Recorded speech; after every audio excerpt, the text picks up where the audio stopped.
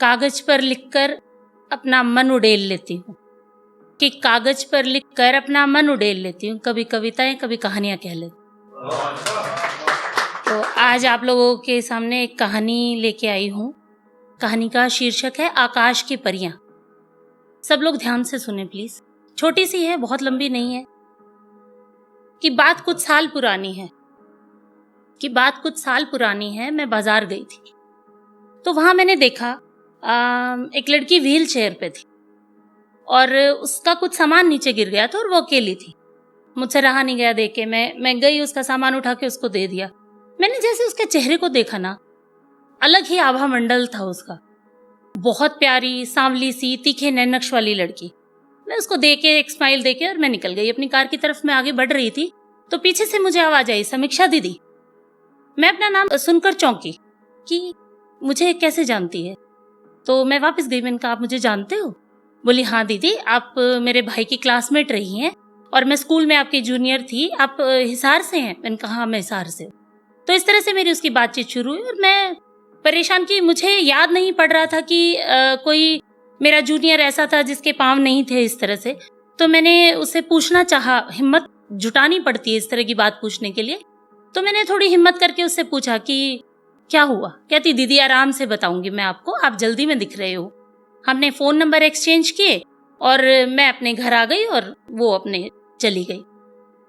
घर जाके मैं जैसे अपनी कविता कहानियां लैपटॉप पे भी लिखती हूँ, कागज पे भी। मैंने लैपटॉप खोला, लैपटॉप पे नोटिफिकेशन था फेसबुक पे, फ्रेंड रिक्वेस्ट, शमा सिंह की तरफ से फ्रेंड रिक्वेस्ट। आप देखा ना, तो फट से रिक्वेस्ट एक्सेप्ट कर ली। तो हाय हेलो हुई। फिर मैंने सोचा कि अभी लिख के क्या बात करनी है, चलो एक कॉल कर लेते हैं। मैंने कॉल किया। क्यूरियोसिटी तो मुझे हो ही रही थी कि क्या हुआ उसके पाँव के साथ। तो ह्यूमन नेचर है क्यूरियस होना। तो मैंने उसको कॉल किया तो पीछे से ना बहुत शोर आ रहा था। तो मैंने बोला, मैंने कहा, क्षमा अगर तुम बिजी हो तो मैं तुम्हें बाद में बात करूं। कहती, दीदी नहीं, ये हर रोज का है, आपको ये शोर हमेशा सुनाई देगा।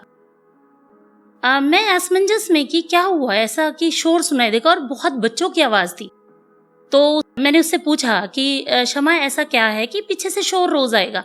कहती, दीदी मैं एक अनाथालय चलाती हूँ, बच्चियों का अनाथालय चलाती हूँ। मैं हद पर रह गई कि काफी यंग लड़की है और मतलब अनाथालय चलाती है। फिर मैंने पूछा कि तुम्हारे पाँव के साथ क्या हुआ था। थोड़ी सी वो हिचकिचाई, बट उसने फिर मुझे बताया कि शादी हो गई थी, 2 साल बहुत हंसी खुशी निकले, परिवार बहुत अच्छा था। फिर एक दिन मैं और हस्बैंड दोनों चंडीगढ़ से अंबाला की तरफ जा रहे थे तो एक एक्सीडेंट हो गया। एक्सीडेंट में हस्बैंड मारे गए और उसके पाँव कट गए। उसके बाद उसने आगे जो बताया, हिचकियाँ बंद गई उसकी बताते हुए। फिर मैंने उसको थोड़ा सांत्वना दी कि बहुत मुश्किल है ऐसे समय में किसको सांत्वना देनी, बट मैंने कोशिश की। फिर उसने आगे बताया कि 3 महीने लगे थे उसको हॉस्पिटल में, मतलब उसको रिकवर करने में। उसको बताया नहीं गया था कि उसके हस्बैंड की डेथ हो गई है।